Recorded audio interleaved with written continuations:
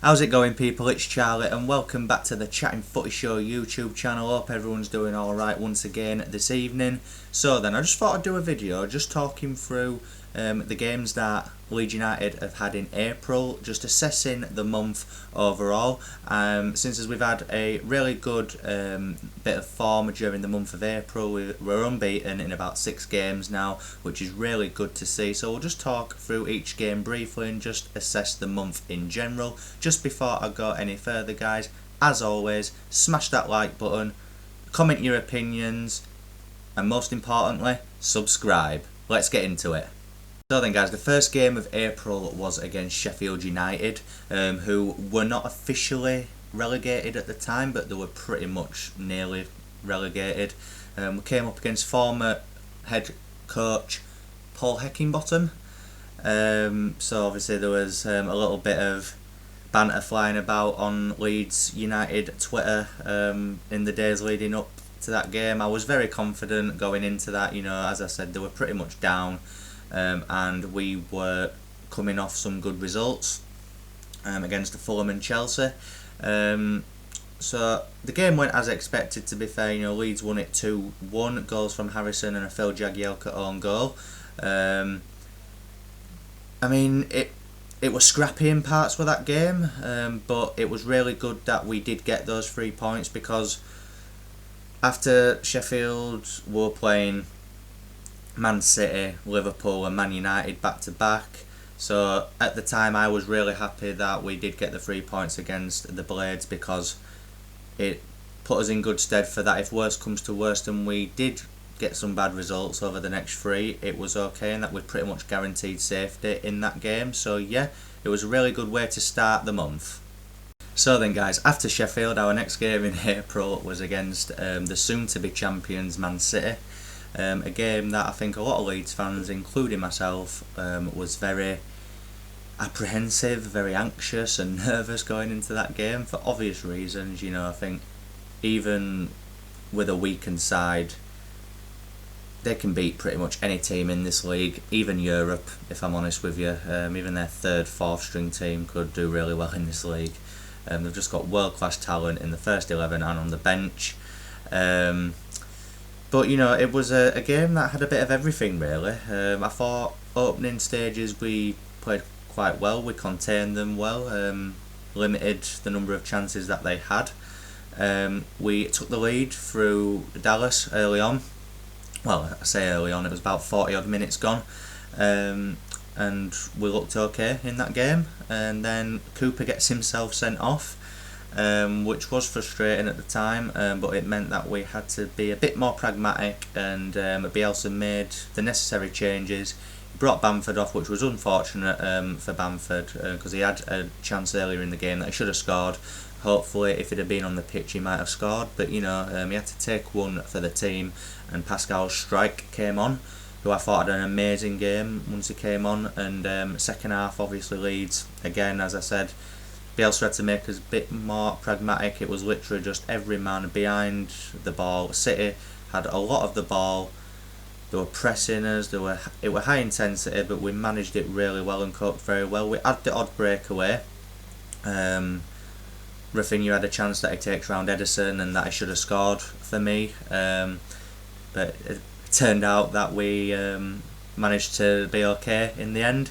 But I thought even when Koch came on as well, I thought he had a really good game. I thought Helder Costa had a blinder, obviously because Harrison couldn't play it against his parent club. I thought Alioski had an amazing game as well.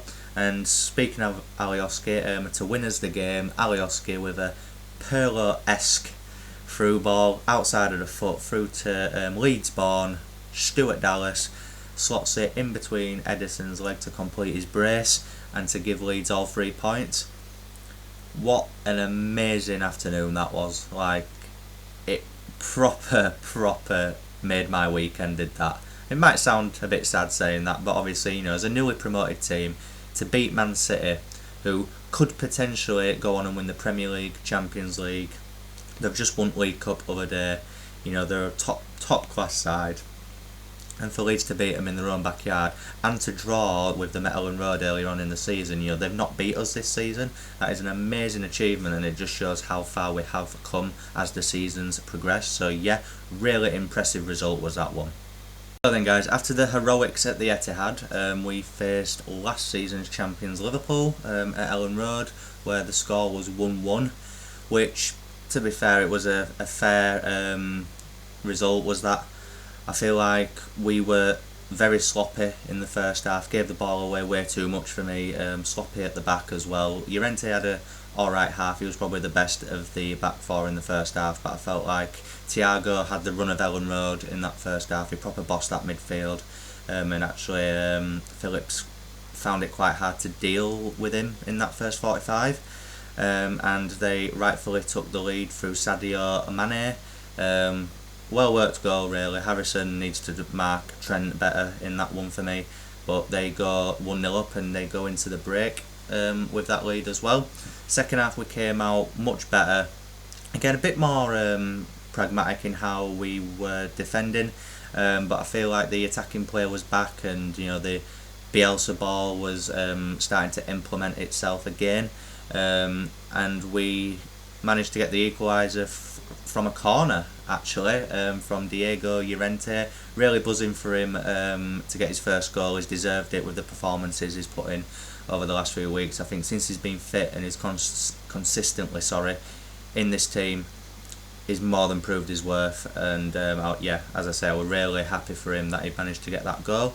And yeah, we were we'd beaten Sheffield, we'd beaten Man City, and then took a point from last season's champions. So yeah, another really good result leading in to the game against them from across the Pennines. So yeah, let's get into that one and discuss that one. Then guys, let's get into that one. So the last game of April was played just a few days ago on Sunday afternoon at Ellen Road between Leeds and Man United. A game that, again, for obvious reasons, really excited for.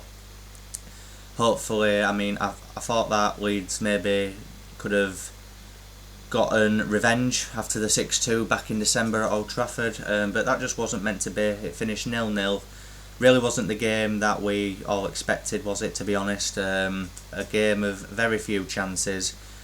Meslier pulls off a really good save from Rashford in the first half from a free kick that Rashford hit really well. I thought Bruno Fernandes was poor. I won't go as far as to say he's overrated. He is a good player and he's one of the best players in the league for sure, but when people compare him to KDB, it's just like there's no comparison for me.